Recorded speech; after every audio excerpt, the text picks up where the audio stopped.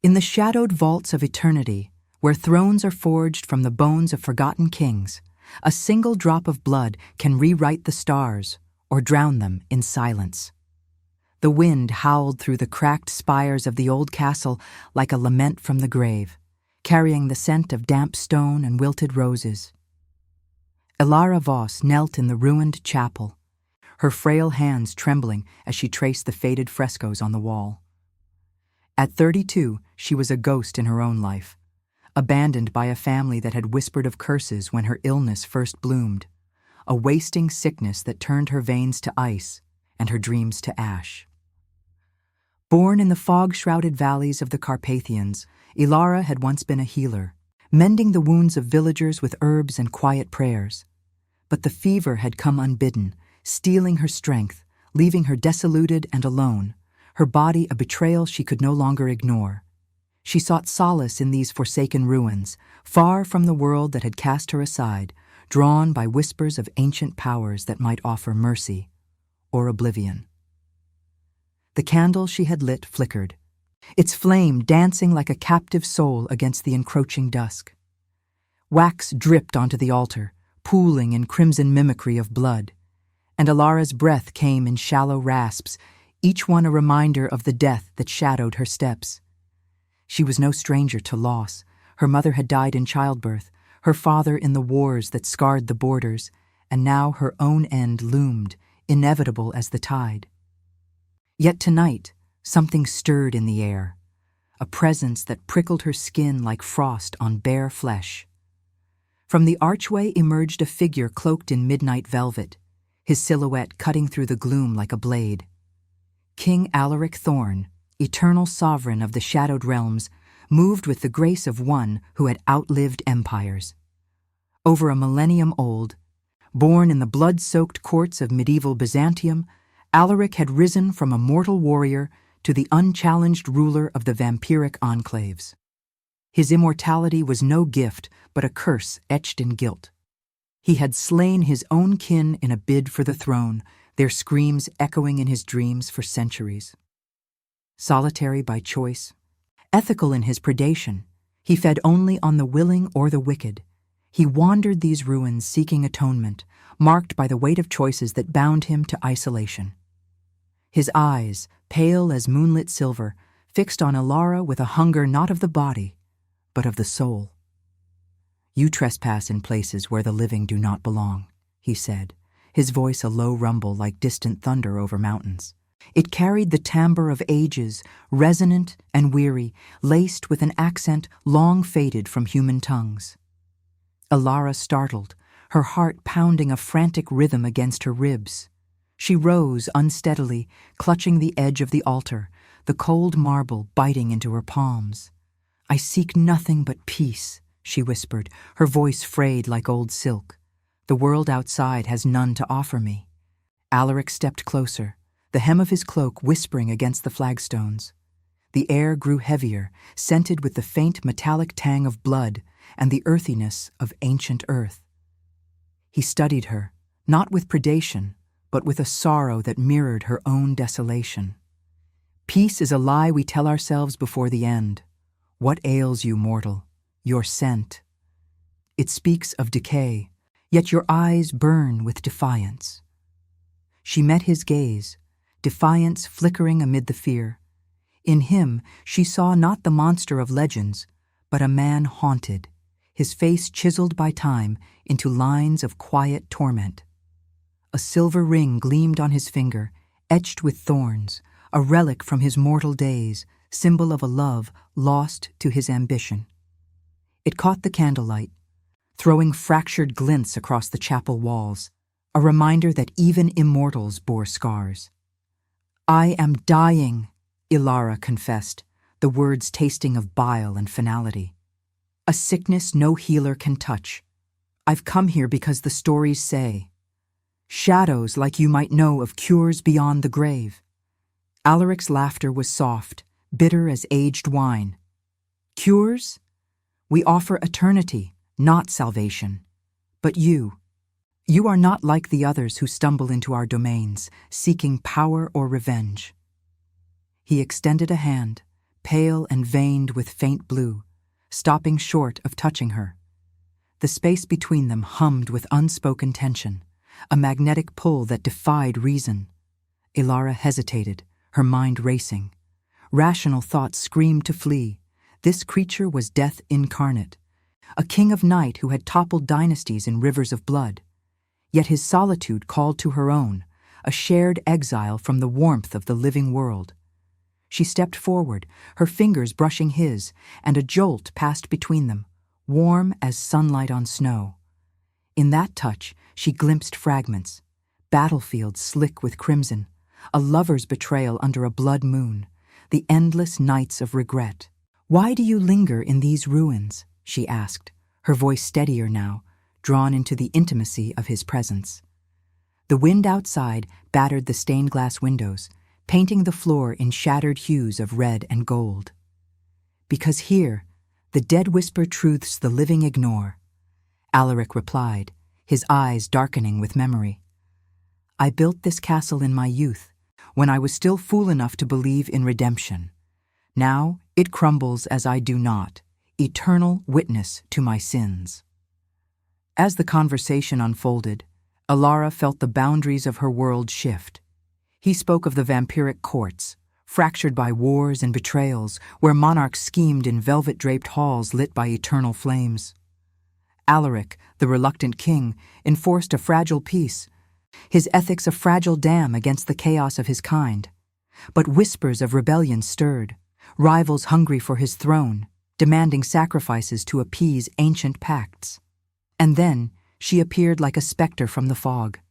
Lyrian, the Dhampir, half-mortal daughter of a long-forgotten union between Alaric's bloodline and human frailty. At 28, with skin like porcelain veined in subtle silver and eyes that shifted from emerald to obsidian, Lyrian was a bridge between worlds. Born in the hidden enclaves of the Alps, orphaned young, her existence a secret Alaric guarded fiercely.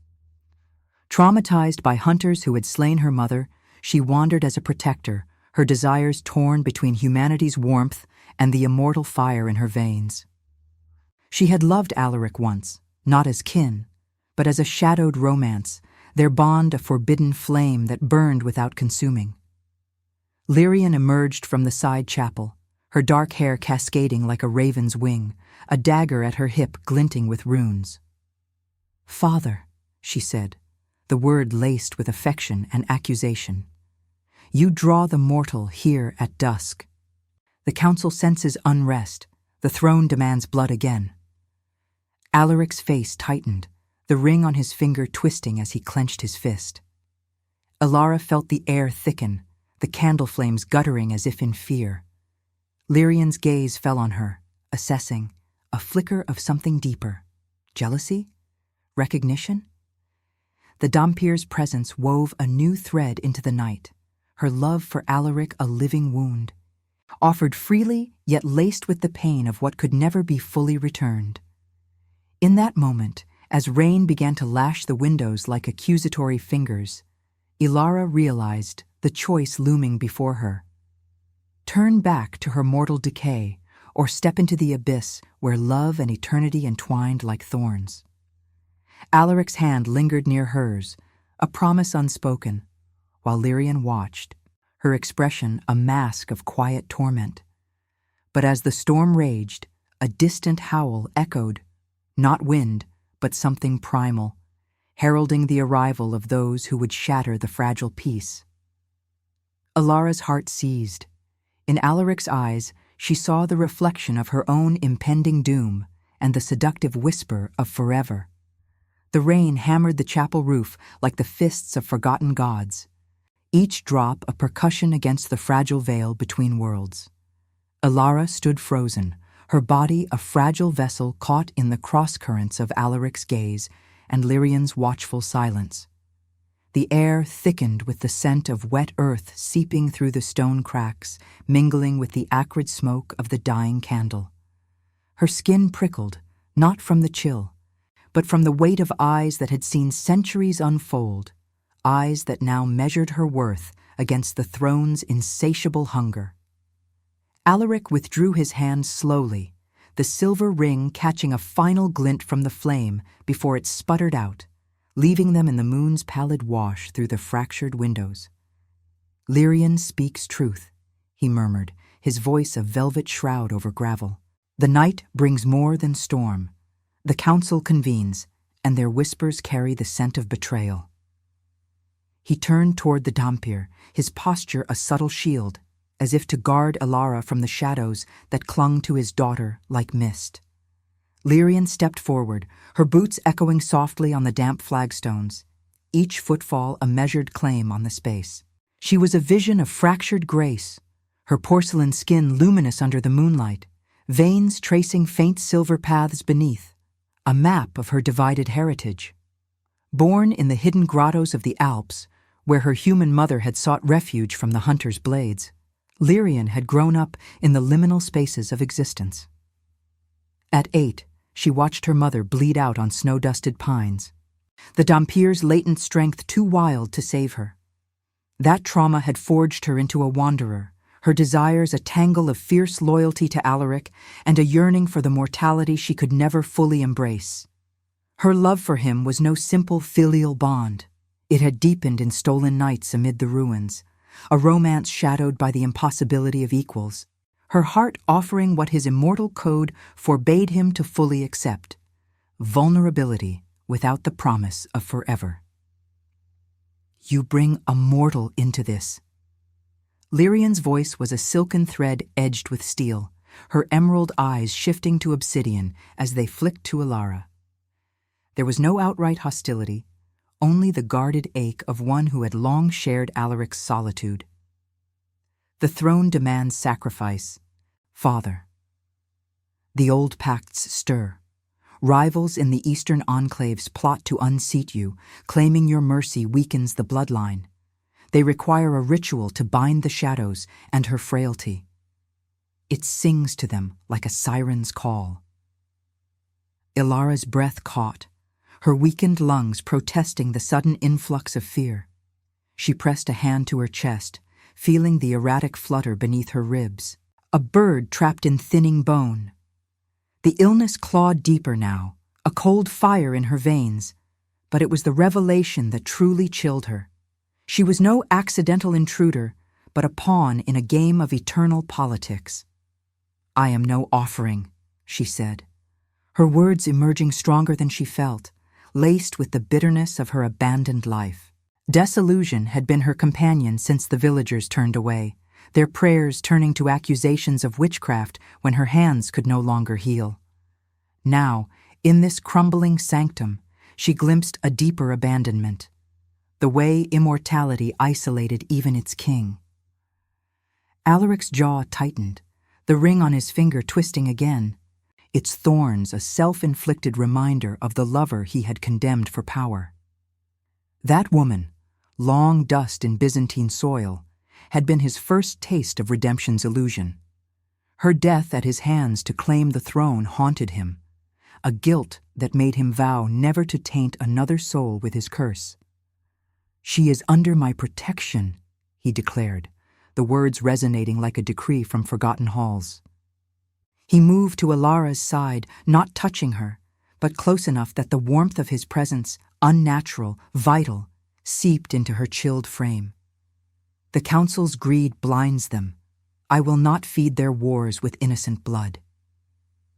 The distant howl swelled, resolving into the low growl of approaching wolves, or worse, the thralls of rival lords, beasts bound by blood oaths to enforce the old ways. Lyrian's hand drifted to her dagger, the runes pulsing faintly with inner light, a heirloom from Alaric's ancient forges. "Protection? From what? Your own heart?" She glanced at Elara, her expression softening into something raw, almost empathetic. "She smells of death's edge, like I once did. But the throne doesn't care for poetry. It devours. If you shield her, the monarcas will see it as weakness. They'll demand you choose the crown or this fleeting warmth." Elara's mind reeled, the chapel's shadows lengthening as thunder rolled, shaking dust from the rafters. She had come seeking oblivion, not entanglement in vampiric intrigues, yet Alaric's nearness stirred something defiant within her, a spark against the encroaching dark. Rationality urged flight. This was madness, a dalliance with monsters amid crumbling empires. But the pull was inevitable, a gravitational ache, as if her broken body recognized in him the mirror of her own isolation. She reached out, her fingers grazing the velvet of his cloak, the fabric cool and rich as midnight soil. In that touch, visions flickered again, Alaric on a battlefield, sword dripping under a crimson sky, his rise to kingship paved with the bones of kin he had loved. "Why me?" she whispered, her voice trembling with the intimacy of the question. The rain's rhythm softened to a mournful patter, veiling the world outside in silver sheets. "You could turn away, let the night claim me as it will." Alaric's silver eyes met hers, depths swirling with the tempests of 1,000 years. "Because in you, I see the choice I once refused, the beauty of suffering unmarred by eternity's chains." His words hung heavy, a confession wrapped in sorrow, as Lyrian watched, her own pain etching lines on her face. The Dhampir had offered him love in the shadows of these very ruins, her half-mortal heart a bridge he crossed but never fully traversed, fearing to damn her further. Now, with Alara, that old wound reopened, jealousy mingling with reluctant understanding. The chapel doors groaned open, admitting a gust that scattered rose petals across the floor, wilted remnants from some long-ago rite. Shadows coalesced into forms, cloaked figures, eyes glowing like embers, emissaries from the council. Their leader, a gaunt vampire with scars like lightning across his face, bowed mockingly. "King Alaric, the throne awaits your oath. The ritual begins at midnight. Bring the sacrifice, or watch your reign bleed out." Alaric straightened, a king reclaiming his mantle, but his hand hovered near Alara's, a silent vow. Lyrian positioned herself between them and the intruders, dagger drawn, her love for him a fierce armor. Alara felt the world's edges blur, her illness a distant throb against the surge of something profound, transformation beckoning, not as curse, but as a ritual of choice. To flee meant surrender to death's quiet embrace, to stay, to weave her fate with theirs, promised a love that could redeem or unravel them all. As the emissaries advanced, their whispers slithering like serpents, Alara's gaze locked on the silver ring, its thorns now seeming to pulse with her own heartbeat. In that instant, she understood. Every immortal was once someone who chose not to die. But what if the choice demanded more than survival? What if it required kneeling before another's pain? The first clash of steel rang out, Lyrian's blade meeting shadow, and Alara's world fractured into light and blood, the throne's shadow looming larger than the storm. The clash echoed through the chapel like the cracking of ancient bones, Lyrian's dagger slicing through the air with a hiss that cut sharper than any blade. Shadows writhed as the emissary parried, his scarred face twisting into a snarl, fangs glinting under the moon's indifferent gaze. The scent of ozone mingled with the metallic bite of drawn blood, a prelude to the violence that had long simmered in the veins of Alaric's realm. Alara pressed against the altar, her frail form trembling not from the cold stone at her back, but from the raw fury unfolding before her, a dance of loyalty and betrayal etched in steel and shadow. Alaric moved like liquid night, his cloak billowing as he intercepted another assailant, his bare hands sufficient to crush bone with the precision of a king who had felled armies. No sword for him. His immortality was weapon enough, forged in the fires of Byzantine betrayals where he had first tasted the throne's bitter nectar. The silver ring on his finger caught the frayed moonlight, its thorns a silent accusation amid the chaos, drawing a thin line of his own blood as he gripped the intruder's throat. He released the figure with a shove, the vampire crumpling against a pillar that groaned under the impact, dust sifting down like forgotten prayers. "Enough," Alaric commanded, his voice a thunderclap that stilled the fray for a breath. The emissaries hesitated, their ember eyes flickering with calculation. These were not mindless thralls, but envoys from the eastern courts, where rival monarchs plotted in halls veiled by perpetual twilight. Wars had scarred the enclaves for centuries, political machinations disguised as ritual hunts, each throne a pyre demanding fresh sacrifices to appease the ancient shadows that bound their kind. Alaric's ethics had held the fragile peace, his refusal to glut on the innocent a dam against the flood of savagery. But now, with Alara's mortal frailty exposed, the dam cracked. Lyrian spun back to his side, her chest heaving, a shallow cut weeping crimson down her arm, blood that shimmered silver-tinged, a testament to her Dhampir curse. She wiped it away with the back of her hand, her obsidian eyes locking onto Alaric's with a ferocity born of love's unyielding grip. "They come for the ritual," she said, low and urgent, her voice threading through the patter of rain like a vein of ore in stone. "The council claims the pacts unravel without a heart's offering. Your mercy invites this. They see her as the weakness to exploit." Her gaze slid to Alara, softening into something achingly human, a recognition of shared fragility. Lyrian had offered Alaric her love in the quiet alcoves of these ruins, nights where her half-mortal warmth coaxed confessions from his eternal silence. It was a romance shadowed by imbalance, her desire to heal his guilt clashing with the throne's demand for detachment. Yet in Alara she glimpsed no rival, but a mirror, a woman teetering on death's threshold, much like the mother she had lost to hunters' blades in the snow-veiled Alps. Alara's knees buckled, the illness surging like ice through her limbs, but she caught herself on the altar's edge, fingers splaying over the wax-hardened wood. The chapel's air grew thick, heavy with the musk of exertion and the faint, floral decay of scattered rose petals crushed underfoot into a pulp that stained the stones like spilled secrets. She had rationalized this night as delusion, a fever dream escape from her disillusioned existence. Abandoned in the Carpathian mists, her healer's hands now too weak to mend even herself. But the reality pressed in.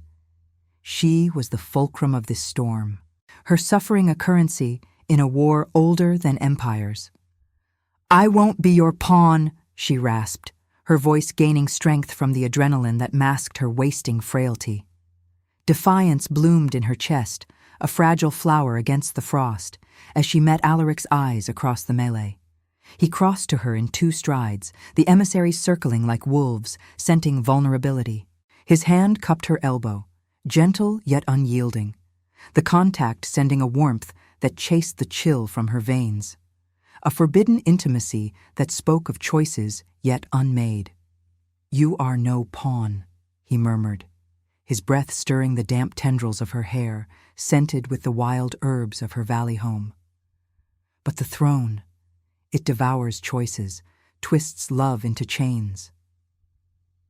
In his silver gaze, Alara saw the weight of his guilt anew, the kin he had slain for power, their faces haunting the ring's thorns, the Dhampir daughter he cherished yet could not fully embrace, her existence a living rebuke to his isolation.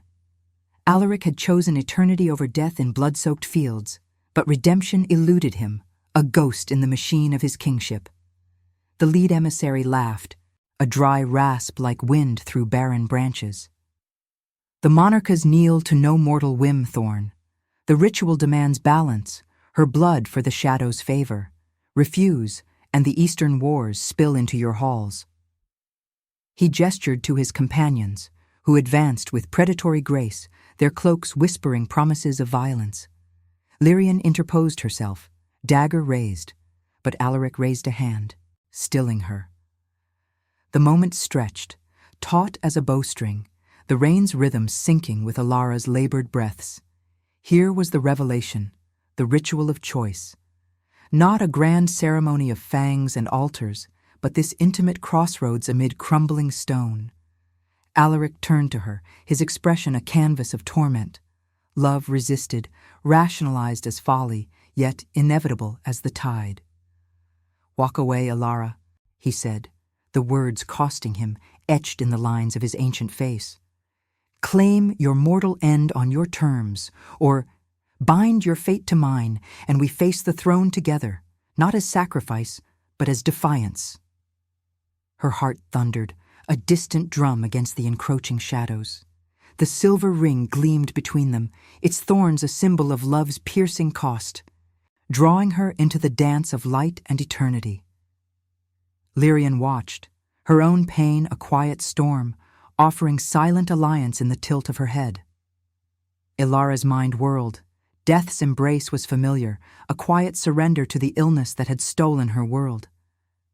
But in Alaric's touch, she felt transformation stir, a redemption woven from suffering's threads. To choose him meant stepping into the war, where love could redeem the damned or curse them to endless night. As the emissaries lunged anew, Ilara's fingers tightened on his arm, her decision a whisper lost to the clash. But in that grip, the air shimmered, a subtle power awakening in her veins. Not the curse of vampirism, but something deeper, a human spark that made the shadows recoil. Alaric's eyes widened, a flicker of hope amid the dread as Lyrian struck true, felling one foe. Yet the leader's howl summoned more, reinforcements from the fog, their eyes promising a siege that would test not just thrones, but souls. In the heart of the fray, Ilara realized the true curse. Love demanded not eternity, but the courage to bleed for another's light. And as blood slicked the stones, mingling mortal frailty with immortal fire, she wondered if redemption could kneel before pain without shattering. And now, I invite you to leave a trace of your presence in the comments. Tell us where in the world you're watching from, and the exact hour you hear this story. We wish to know how far these immortal confessions travel, and at what moments of the night they find you. The chapel's stones drank the blood like parched earth after a drought, slick rivulets tracing veins through the mortar, illuminated by flashes of lightning that tore the sky asunder. Ilara's grip on Alaric's arm tightened, her nails digging into the unyielding muscle beneath his velvet sleeve, as if anchoring herself to the storm's fury could steady the whirlwind within. The warmth from his touch spread like contraband fire through her chilled limbs, a fleeting defiance against the illness that gnawed at her core, turning breath to labored whispers. Around them, the fray intensified. Lyrian's dagger wove a lethal ballet, her silver-veined blood splattering the air in arcs that caught the moon's glow, each drop a testament to her divided soul. Alaric released the emissary he had pinned, the vampire slumping with a gurgle, but his eyes never left Ilara's face. In that suspended heartbeat, amid the clash of fangs and fists, he saw the spark he had glimpsed earlier, a latent resilience in her mortal frame, not the curse of his kind, but something purer, a human ember that repelled the shadows encroaching upon them. "Stay with me," he urged, his voice a low timbre cutting through the din, resonant with the weight of centuries where he had whispered similar pleas to ghosts long faded. The silver ring on his finger pressed against her skin, its thorns a subtle prick, drawing a bead of her blood that mingled with his own lingering trace, a ritual unintended, binding them in the intimacy of shared vulnerability. Lyrian dispatched another foe with a swift thrust, her breath ragged, the cut on her arm now a throbbing line that mirrored the ache in her heart. She had fought for Alaric before, in the shadowed wars of the enclaves where political daggers hid behind diplomatic smiles, but this battle felt personal, laced with the jealousy that had simmered since Ilara's arrival. Born of his ancient blood and a mortal's fleeting passion, Lyrian had navigated the ruins of their romance like a ghost in her own story, offering love in the quiet hours when the throne's demands silenced him, her half-human desires clashing against his eternal restraint. She desired not possession, but equality, a redemption for the mother slain in alpine snows, whose death had left her adrift between worlds. Now, watching Alaric shield this fragile intruder, Lyrian felt the old wound reopen, yet empathy stirred. Ilara's eyes held the same desolation she had known in her youth, abandoned and marked for sacrifice. The lead emissary rallied, his scarred form blurring as he lunged, claws extended like rusted iron. Alaric met him mid-air, their collision shattering a pew into splintered wood that rained down like brittle bones. They grappled, immortal strength against immortal, the air humming with the scent of scorched velvet and ozone. "The throne sees all," the rival hissed, fangs inches from Alaric's throat. "Your Dhampir whore and this dying wretch, they mock the old pacts. The monarcas demand purity of blood, not this diluted mercy." His words were venom, stirring the ghosts of Eastern wars where Alaric's kin had fallen, their thrones toppled in rivers of betrayal, each victory a step deeper into solitude. Alara staggered back, the altar's edge biting into her hips, but she refused to cower. The illness clawed higher, a vice around her lungs. Yet the chaos ignited something dormant, a healer's instinct twisted now into resolve. She snatched a fallen candelabrum, its iron heavy in her weakened grasp, and swung it at an approaching thrall, the impact jarring her bones but sending the creature reeling.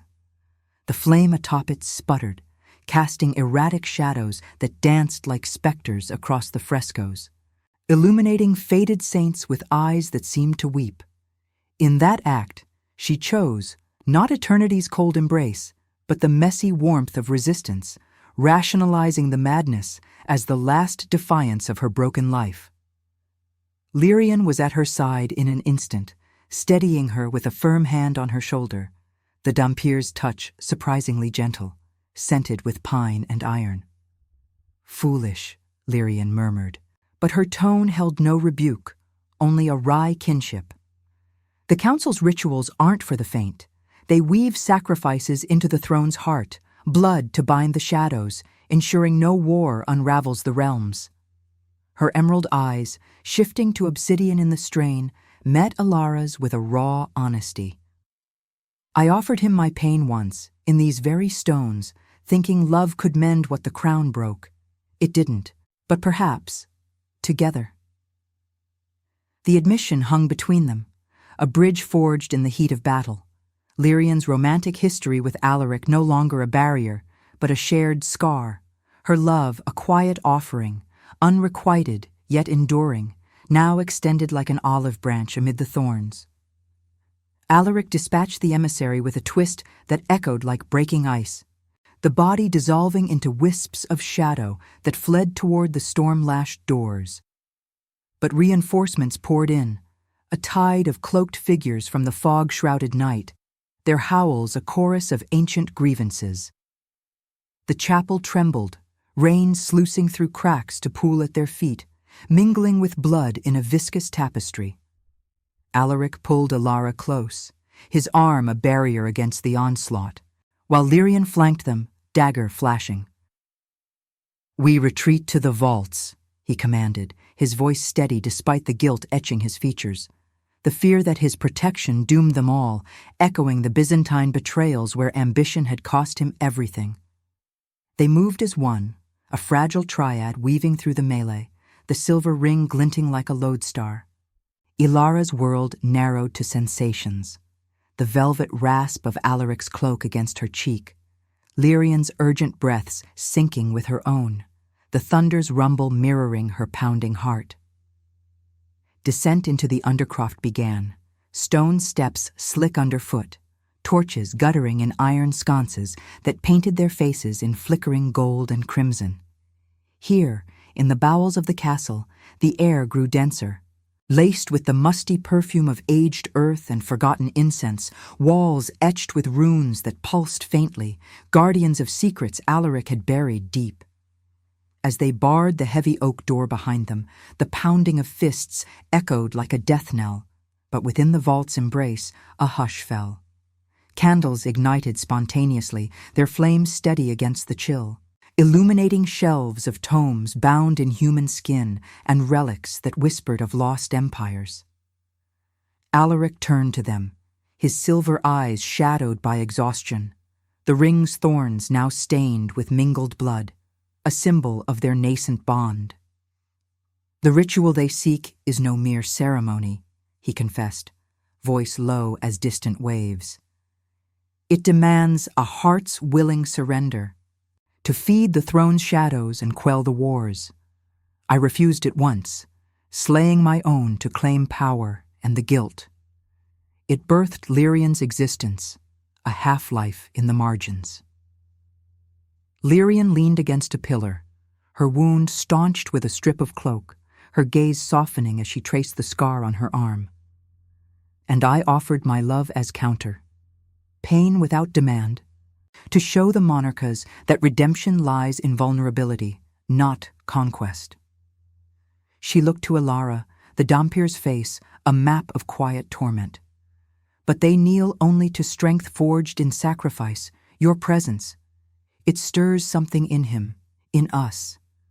Choose now, mortal, flee into the night, or stand with us at dawn when the council storms these walls."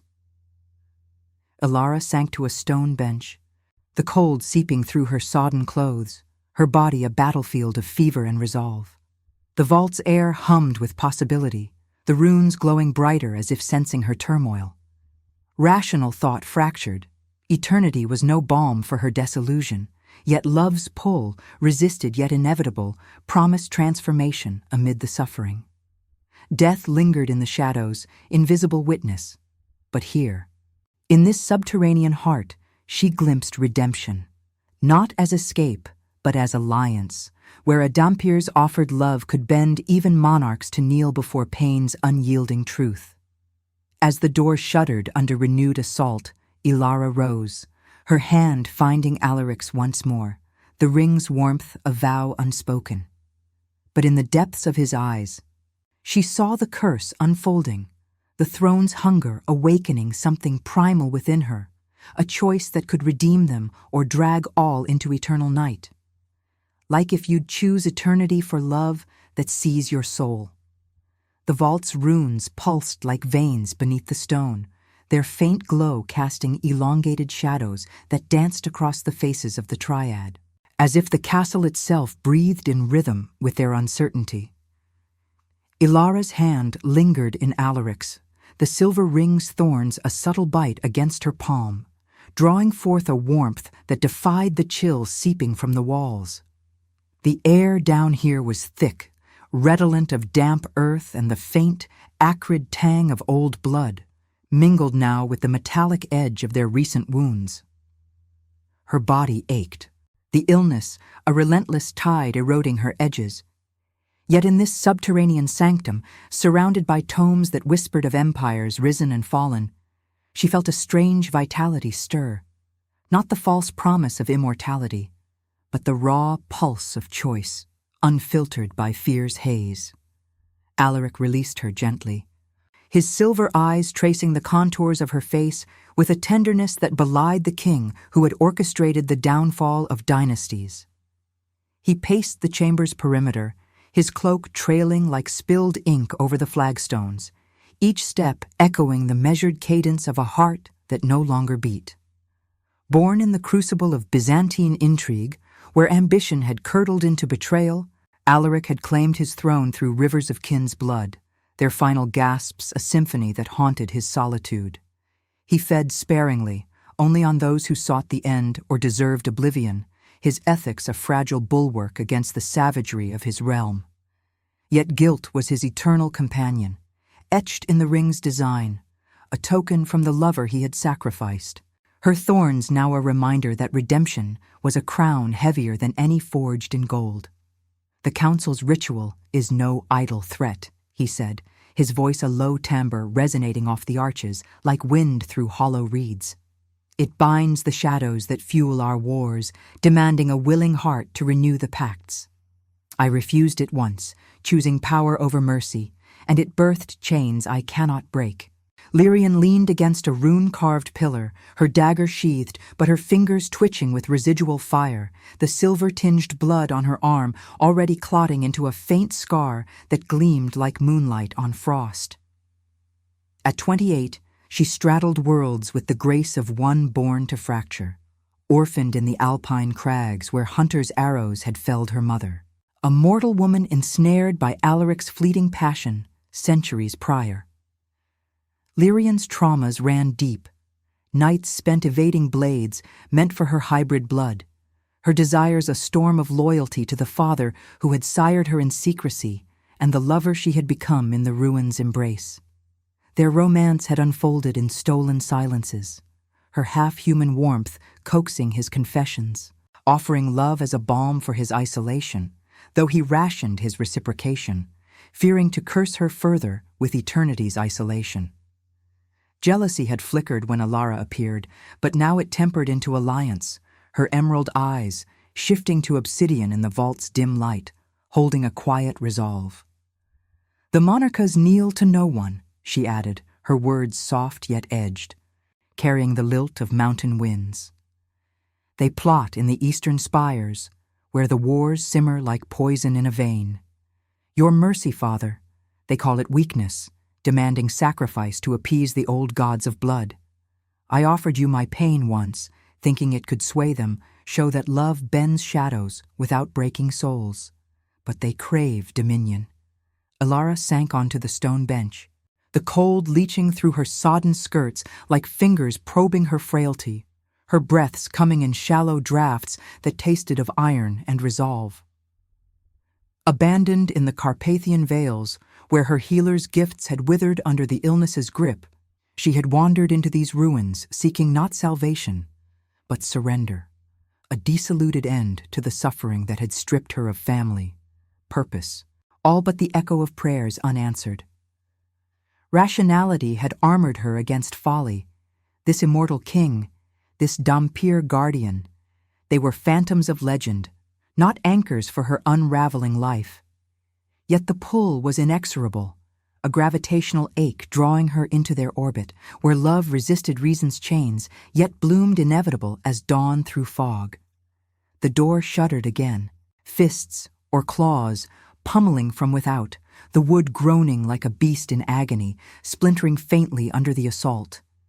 Dust sifted from the ceiling, fine as ash, settling on their skin in a veil that blurred the boundaries between mortal dust and eternal shadow. She rose unsteadily, her hand pressing to the wall for support, feeling the rune's subtle vibrations sink with her faltering pulse. "And if I refuse to be the offering?" Her voice emerged stronger than anticipated, laced with the bitterness of one who had long danced with death's invisible form. The air hummed, the candle's flames leaning toward her as if drawn by an unseen current, their wax dripping in slow crimson tears that pooled on the floor, mirroring the bloodstains above. In that moment, revelation unfurled, not a grand incantation, but an intimate ritual born of the vault's heart, choice as alchemy, transmuting suffering into something luminous, a light piercing the gothic veil of their world. Alaric halted before her, close enough that she inhaled the faint scent of ancient forests clinging to his skin, mingled with the velvet depth of night. His fingers brushed her cheek, cool as marble yet igniting sparks along her nerves, a touch that rationalized as peril, but felt like homecoming. "Then we defy them together," he whispered, the words a vow etched in sorrow, his eyes swirling with the tempests of lost battles, eastern skirmishes where thrones toppled like dominoes, betrayals that had isolated him further.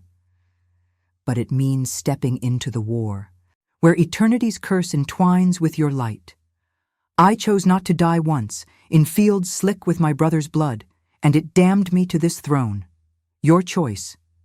It could redeem us, or unravel the realms." Lyrian stepped nearer, her presence a bridge of quiet strength, the dagger's hilt glinting at her hip like a promise. She placed a hand on Alara's shoulder, the contact warm with half-mortal fire, her touch carrying the subtle texture of pine resin and resolve. "I offered him love in these depths," she confessed, her voice a silken thread weaving through the tension. "Believing pain could kneel monarchs to mercy. Join us, and perhaps your suffering shows them the beauty in frailty, the Dhampir's gift, untainted by full shadow."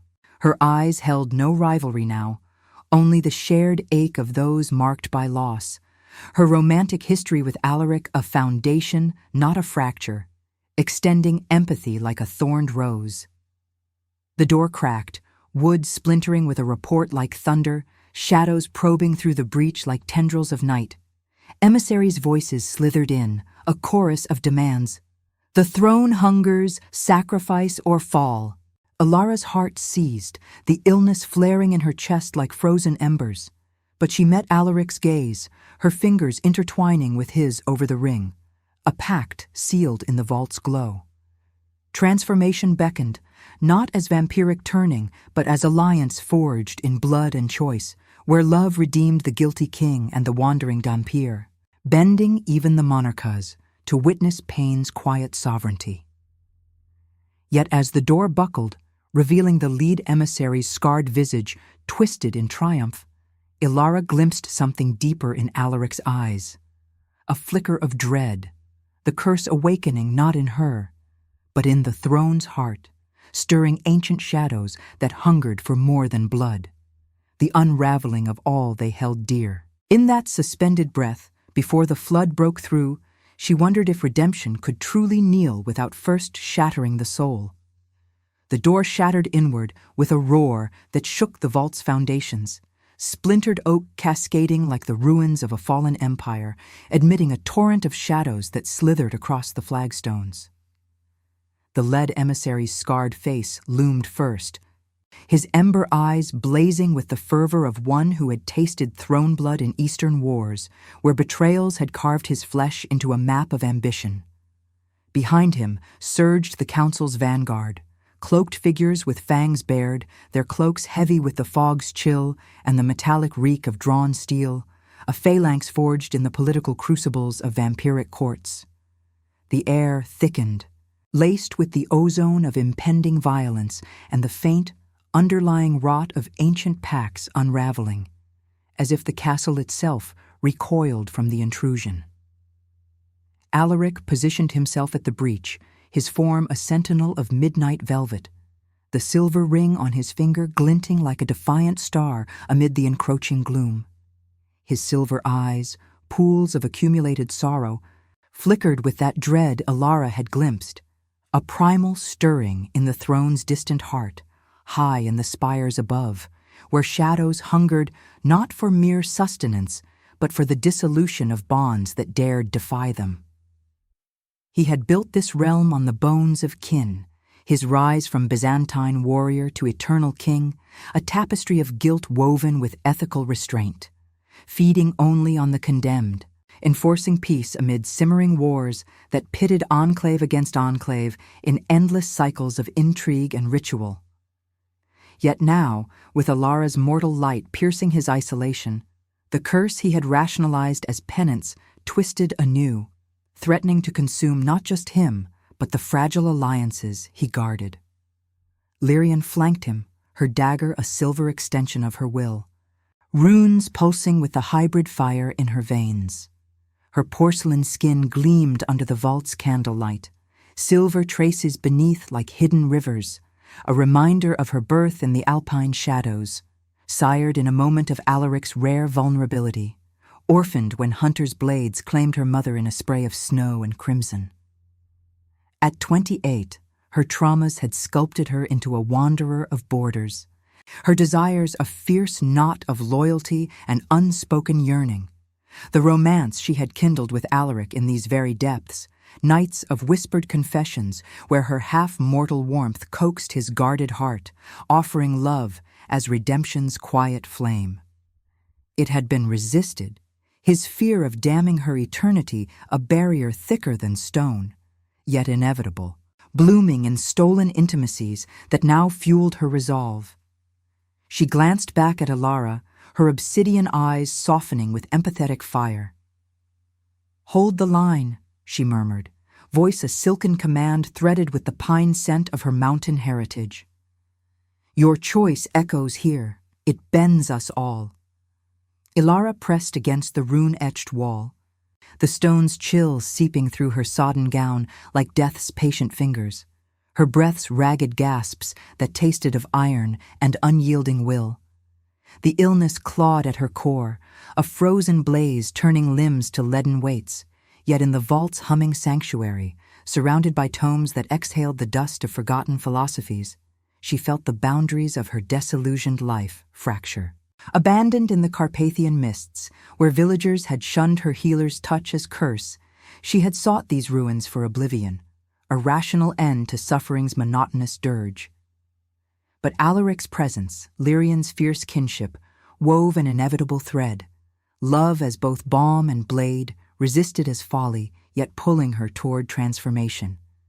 Death hovered, invisible specter in the shadow's advance, its presence a velvet pressure against her skin, scented with wilted roses from the chapel above. The emissaries poured in, a wave crashing against Alaric's unyielding form. Claws raked the air, meeting his immortal strength in bursts of sparks and guttural snarls, the vault echoing with the wet smack of flesh yielding to force. One assailant lunged past, eyes fixed on Alara with predatory gleam. But Lyrian intercepted, her blade sinking home with a whisper of steel through sinew. Blood, dark and viscous, splattered the floor, mingling with candle wax in crimson pools that reflected the fray like fractured mirrors. "For the throne!"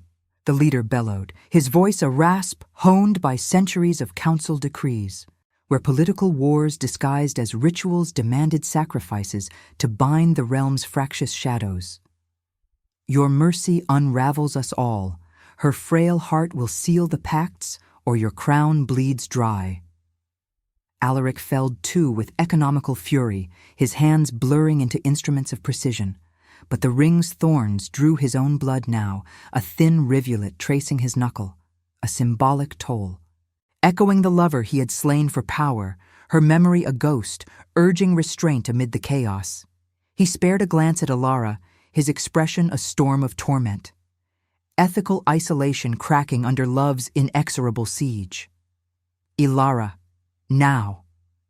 The word was a plea, resonant as thunder in hollow halls, carrying the weight of his millennial solitude. In that suspended breath, amid the vault's cacophony, the clash of bodies, the sizzle of runes flaring against dark magic, the rain's muffled drum from above, revelation descended like moonlight through cracks. Not fangs or incantation, but a ritual of the soul. Ilara stepped forward, her weakened frame propelled by a surge of defiant light, the latent spark within her igniting as she clasped Alaric's bleeding hand over the ring. The thorns pierced her palm, their shared blood a warm fusion that hummed through her veins, chasing the illness's frost with ethereal fire. It was no turning, no vampiric curse, but a choice profound, offering her suffering not as sacrifice, but as love's defiant gift. A human essence that repelled the shadows encroaching. The emissaries recoiled, their forms shimmering as if burned by unseen radiance, the leader's scarred face contorting in shock. "What sorcery?" Lyrian seized the moment, her dagger arcing to disarm him, the vault's air shimmering with the afterglow of Alara's act. Alaric pulled her close, his cool breath stirring her hair, scented with ancient earth and velvet night. "You chose us," he whispered, voice fracturing with awe and dread, the intimacy a bridge over eternity's abyss. Lyrian joined them, her hand on Alara's shoulder, the triad bound in this subterranean heart, a redemption woven from pain's threads. Where the Dhampirs offered love and the mortal's frailty, knelt the monarch's shadows to witness transformation's quiet power. But as the remaining assailants faltered, retreating into the breached door with howls of frustrated rage, a deeper tremor shook the vault, the throne's heart awakening fully, high in the spires, its ancient shadows coiling like serpents roused from slumber. Alaric's eyes darkened, the ring pulsing with ominous light, and Alara felt it, the curse's true hunger, not sated by blood, but craving the unraveling of their bond, promising wars that would test not just crowns, but the fragile light of love's redemption. In that emotional precipice, as silence descended, laced with foreboding whispers from the stones, She wondered if their choice had bent eternity or invited its shattering embrace. If this story has already captured you, leave a like. It helps the voices of those who chose eternity reach more hearts.